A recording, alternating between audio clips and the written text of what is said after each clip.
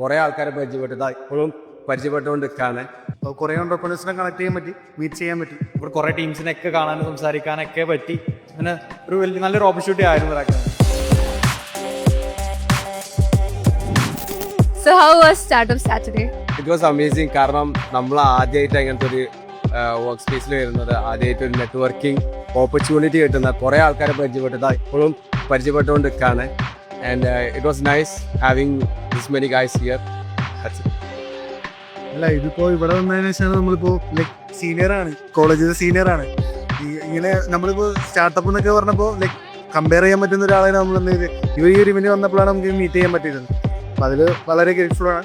അപ്പോൾ കുറേ ഓണ്ടർപ്രണേഴ്സിനെ കണക്ട് ചെയ്യാൻ പറ്റി, മീറ്റ് ചെയ്യാൻ പറ്റി. താങ്ക്സ്. അല്ല, റാക്കിനോടൊരു താങ്ക്സ് പറയാൻ ഒരു ഓപ്പർച്യൂണിറ്റി തന്നേന്.